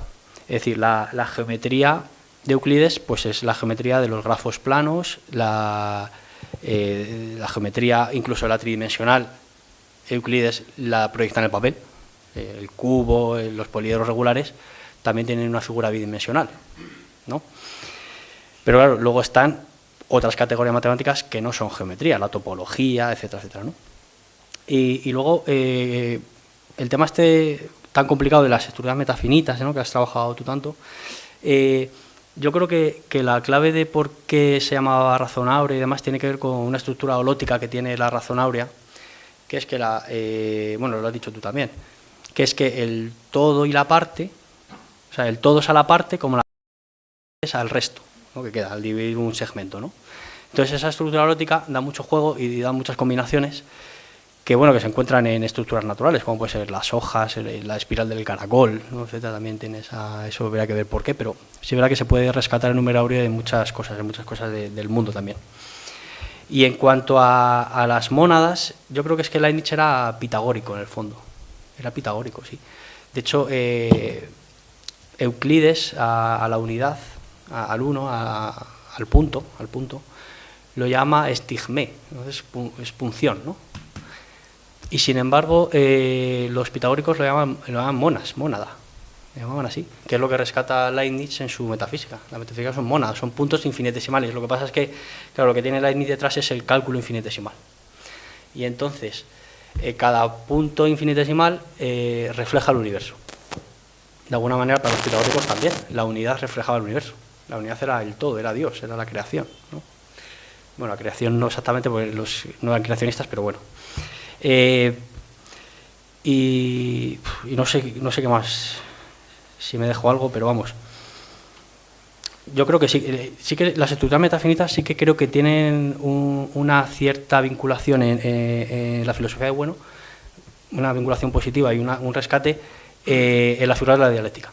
Las estructuras metafinitas, cuando las pasos al límite, ahí sí que se puede rescatar ciertas estructuras metafinitas para explicar ciertos procesos de pasos al límite. Pero en filosofía general sí es verdad que las estructuras metafinitas, pues la Trinidad, las mónadas de Leibniz, etcétera, son metafísicas, claro. Y la importancia de los inconmensurables es el inicio de la filosofía académica, como decía Gustavo Bueno, porque es la destrucción definitiva de la visión metafísica del mundo. Es decir, como una unidad armónica. Esa es la cuestión, en la que todo conmensura con todo.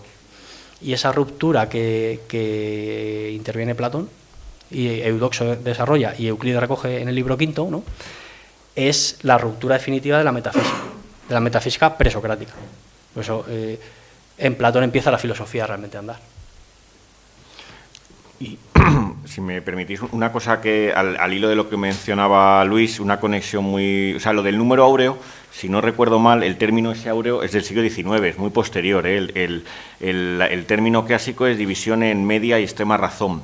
Pero con Luca Pacioli, que él era fraile, pues ya sí que empieza a llamarse proporción divina. Entonces la conexión es muy bonita, la conexión teológica, porque dice, cuando dividimos un segmento en media y extrema razón, le damos un corte, ¿no? De tal manera que la parte menor es a la parte mayor, como la parte mayor es al todo. Dice, tenemos en juego tres sectores, la parte menor, la parte mayor y el todo. Dice, como la Trinidad, como Dios, que es uno y trino, ¿no? Entonces, claro, hay unas conexiones que es tremendo la conexión ahí con la metafísica, ¿no? Y luego, con respecto a lo que la conexión con que eso es algo que siempre ¿por qué las matemáticas se aplican en física, en otras, ¿no?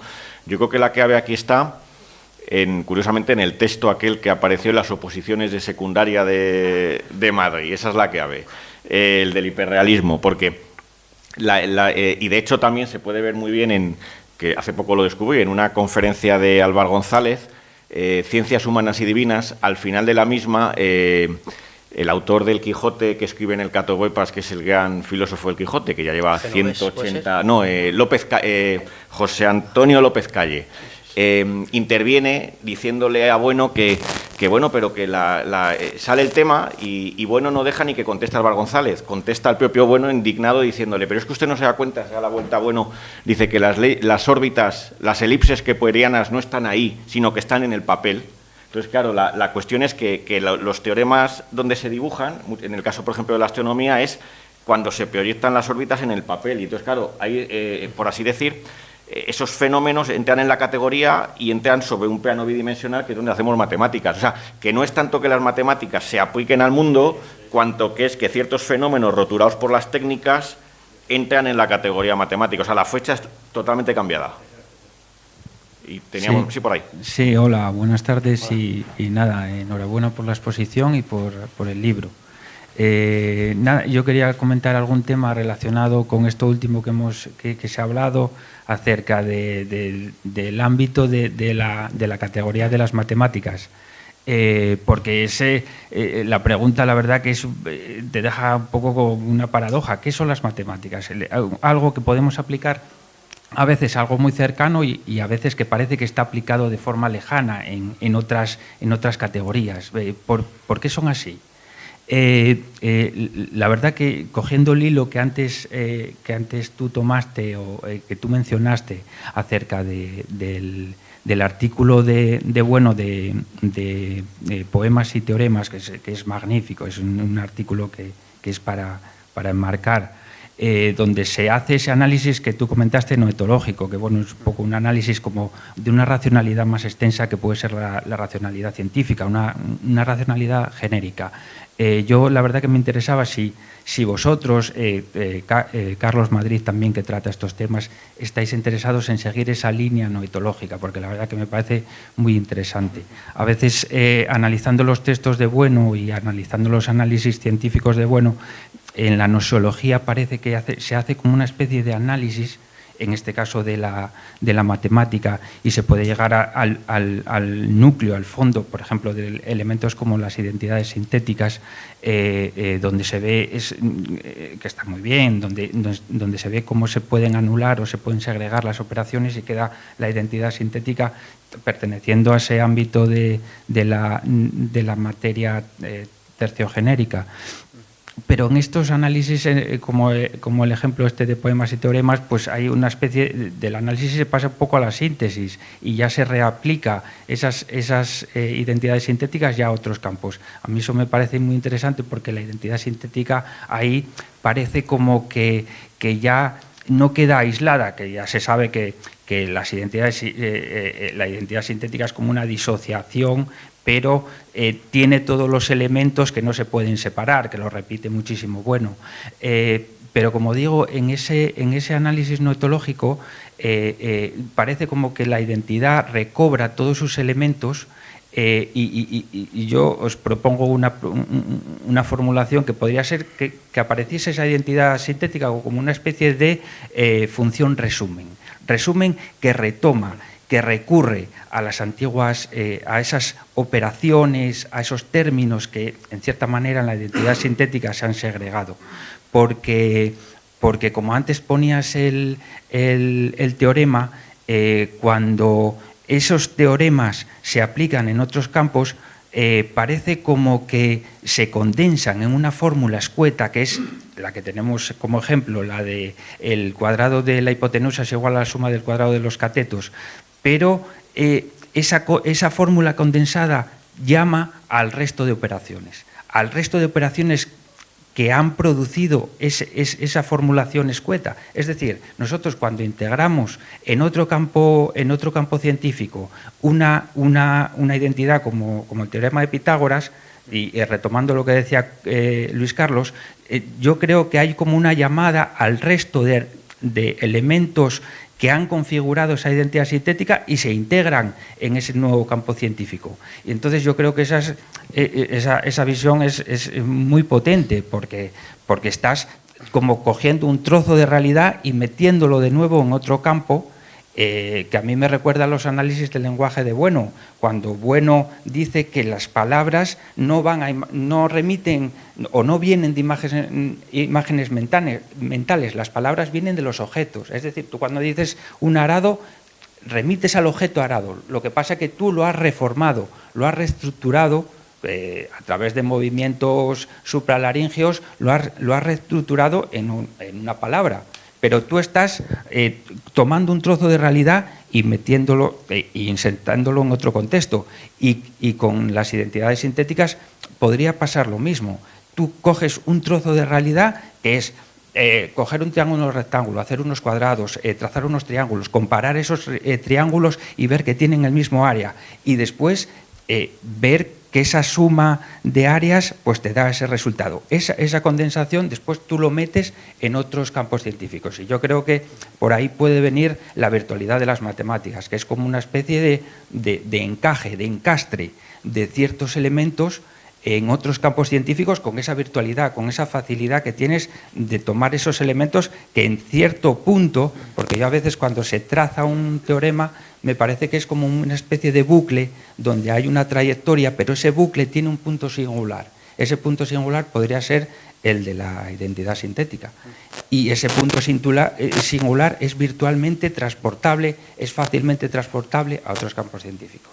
Ese análisis se podría también ir avanzando para hacer lo que decía Luis Carlos, es decir, ¿por qué las matemáticas tienen esa ubicación, ese lugar en el mundo, que al final son construcciones, son instituciones?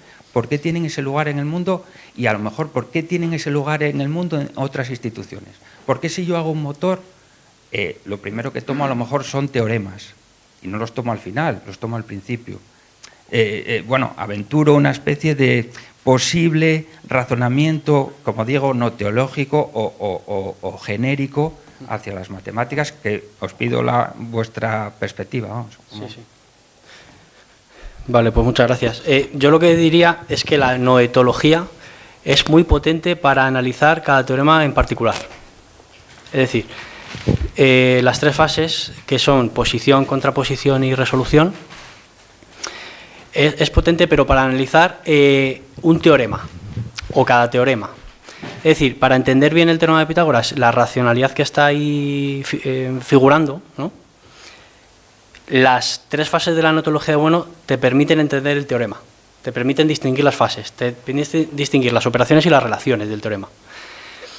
Ahora bien, la notología creo que en ese sentido no se puede aplicar cuando estamos hablando de que un teorema se aplica, por ejemplo, el teorema de Pitágoras se aplica en los espacios de Hilbert, ¿no? En vectores, ¿no? Cuando se hacen las proyecciones y tal, que se aplica ese teorema con el producto escalar, etcétera. Ahí no hay notología, ahí creo que hay una aplicación, pero es otra cosa distinta. Lo que sí que hay, por ejemplo, en los elementos de Euclides, es el teorema 47 y 48, que son los dos que cierran el libro 1, es una circulación de los teoremas anteriores. O sea, los teoremas anteriores de los elementos aparecen ahí. Es como la ética de Spinoza, ¿no? Los teoremas anteriores aparecen en proposiciones posteriores, ¿no? Entonces, hay una circulación, ¿no? Yo creo que eso es lo que ya me ha gustado, bueno, lo que quiere decir cuando dice circularismo, ¿no? Circularismo es que en un teorema aparecen teoremas anteriores ya demostrados. Es decir, la forma y la materia están conjugados, ¿no? O sea, un teorema se puede tomar como una forma, pero en el siguiente teorema esa forma aparece como la materia, si se quiere hablar así, ¿no? Es la conexión entre formas, entre materias son las formas, al final es un circuito. Pero lo que sí que es importante, creo, la notología es lo que sirve es para entender cada teorema en particular, es decir, para entender la racionalidad atributiva de cada teorema. Creo que eso, la racionalidad noetológica en matemáticas al menos hay que aplicarla ahí, a ese contexto, no a otro. Y cuando en Problemas y Teoremas Gustavo Bueno dice que lo que hace un teorema, los teoremas de Euclides es hacer un circuito, es decir, un círculo en el sentido de que empieza en un sitio, hace una demostración y vuelve a la conclusión del teorema, ¿no? Es un circuito de ida y vuelta o circular, y ahí ese circuito es la racionalidad notológica. Pero no veo claro, yo por lo menos, cómo aplicar ese esquema a la aplicación a las ciencias sociales, etcétera. Es decir, creo que no es notología aplicar el teorema de Pitágoras a la física o a otro tipo de disciplinas. No lo veo claro yo eso, no sé cómo se podría hacer. No sé si te respondo, más o menos. Sí, un poco yo lo que te decía es que en cierta manera a veces y cuando hace bueno los análisis sobre las instituciones, instituciones mecánicas como por ejemplo el motor, un motor que tira de ciertos términos, entre sus términos estarán teoremas también, teoremas geométricos para componer ese motor. Ese análisis, en el fondo, es un análisis institucional, como cuando hizo los artículos sobre las instituciones. Ese análisis institucional, que tampoco nos puede dar alguna solución sobre cómo son las matemáticas o qué lugar ocupan en el mundo las matemáticas, o acerca de la finalidad de las matemáticas. Ya sé que quizás... Yo creo que es que desborda, o sea, que la geometría de Euclides está hecha hace 2300 años y las consecuencias o donde se puede aplicar escapan de su control, totalmente, ¿no? Es decir, por ejemplo, Newton usa teoremas geométricos para sus principios de matemática, ¿no? Y se usan, ya te digo, en espacios de Hilbert, por ejemplo, el teorema de Pitágoras, etcétera. Entonces, yo creo que para entender qué son las matemáticas, creo que es suficiente para entender por lo menos lo que es la geometría, los elementos de Euclides. No hace falta esperar a ver dónde se aplica para entender mejor qué son las matemáticas. Creo yo, pero no sé si estoy equivocado. Yo lo veo así por lo menos.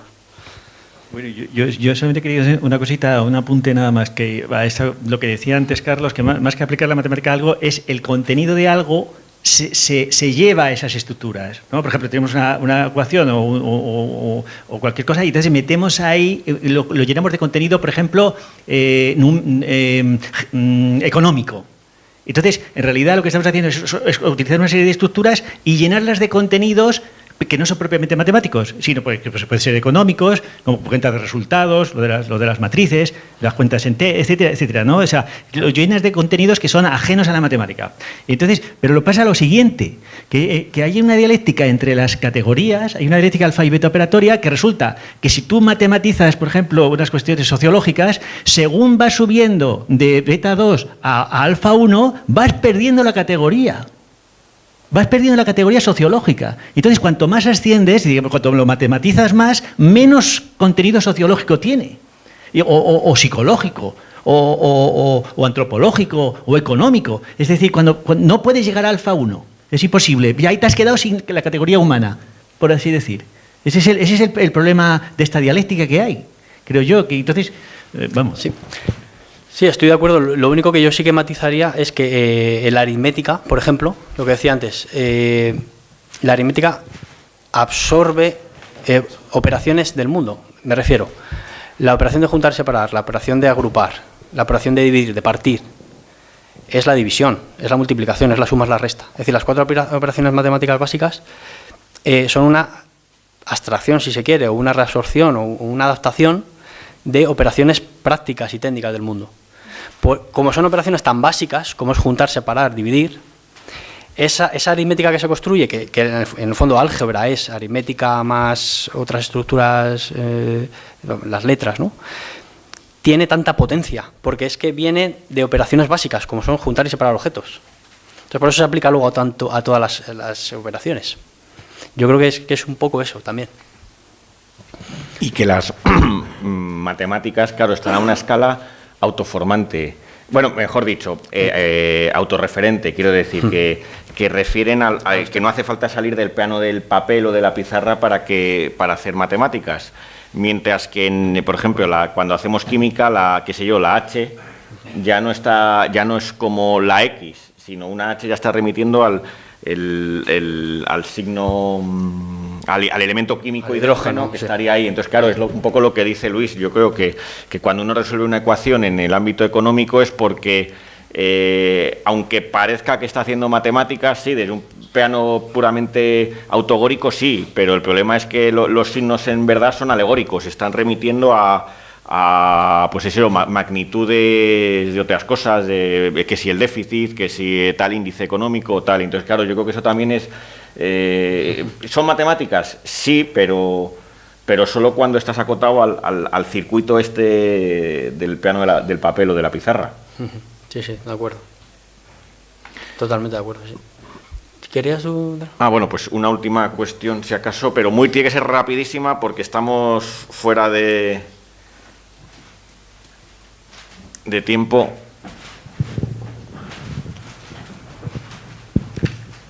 Yo quería preguntar cómo situáis.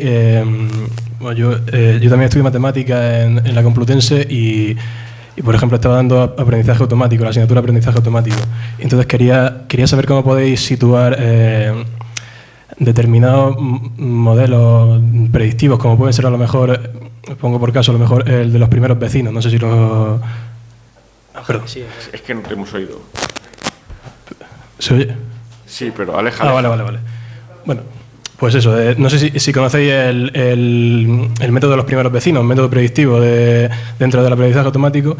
Yo lo que quería saber era cómo se amolda dentro de las matemáticas, si podríamos hacer una semejanza o un cierre como el que estamos hablando dentro de la geometría, porque sí que es verdad que podemos utilizar, bueno, se utiliza de hecho, podría ser probabilidades o distancia euclídea y demás en ese método, pero siempre una máxima, ¿no? Una cosa que siempre está repitiendo mi profesor, de Pelham Box, creo que si no me equivoco se llama, que siempre dice que este modelo, bueno, todos los modelos son falsos, pero algunos son útiles, viene siempre a decir. Entonces, pues ver ahí como si dentro de esos métodos predictivos que están dentro, o al menos estudiamos dentro de la carrera de matemáticas, si verdaderamente se está dando ese proceso de cierre o ese proceso de segregación del sujeto, como estamos hablando. Y luego, por otro lado, ya rápidamente, con lo que estaba comentando Luis Carlos en torno al problema de los inconmensurables, ¿no? de lo irracionales y demás, que como lo que ha puesto encima de la mesa, que hacemos interpretaciones distintas, se podría decir, mientras que nosotros vemos ahí precisamente la discontinuidad, ¿no? A través de esa técnica obtenemos, se podría decir, una conclusión ontológica, ¿no? En torno a las discontinuidades del mundo y demás. Ellos, por el contrario, en base a lo mejor a ideas metafísicas y demás, las sitúan en dicha técnica, ¿no? Sino que se está dando, entonces se podría decir un sentido contrario en ese ámbito en el que se está dando. No sé si me explico muy bien. Sí, yo respondo a esta última, lo primero, Carlos. Bueno, yo creo que es que la metafísica pitagórica realmente sí que queda destruida totalmente, sin posibilidad de levantarse con los inconmensurables. Es decir, la idea de que los números naturales y las relaciones entre ellos, es decir, los racionales, explican los fenómenos del mundo, ¿no? Queda destruida completamente. Lo que pasa es que hay neopitagorismos, eso sí, como puede ser Leibniz, etcétera, ¿no? Porque las mónadas de Leibniz ya no son números, son las mónadas que son los infinitésimos, si queremos hablar, podrían ser los infinitésimos, ¿no? O tendrían el equivalente de los infinitésimos en matemáticas, pero ya no son los números naturales.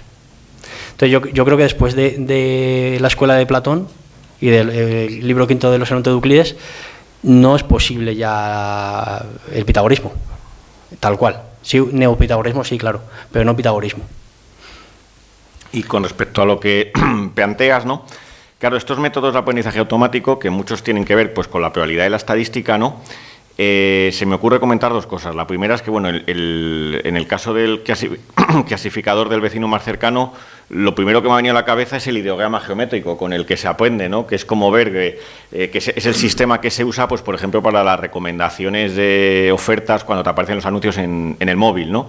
Viendo tu pasado de las búsquedas que has realizado y otras personas que han hecho búsquedas similares, se te acaba ofertando más o menos el vecino más cercano, la persona que tiene tus gustos más o menos similares, se te hace la enésima sugerencia, es la que el otro ha hecho que tú todavía no has mirado, ¿no? Entonces, ese tipo es como usan los algoritmos para la publicidad, simplificando mucho, ¿no?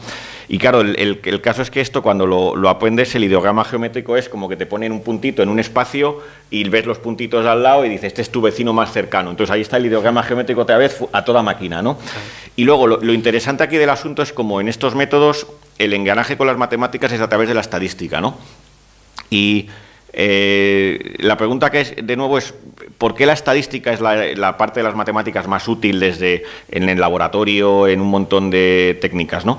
Claro, yo creo que la clave es que cualquier experimentador, lo primero que hace es tomar datos, y los datos los hace en una tabla, y recuenta frecuencias, y clasifica y tabula. Claro, lo que está haciendo ahí es de nuevo un poco lo que decíamos e insistía Luis Carlos, es unos datos que tiene ahí ha observado tantas compras, tal, transformarlos, meterlos en la categoría, en el plano bidimensional del papel, donde uno puede hacer una tabla donde cuenta que gorras ha comprado 3, es decir, lo estamos de nuevo metiendo en la categoría. Y entonces el primer paso en un trabajo estadístico es hacer una tabla.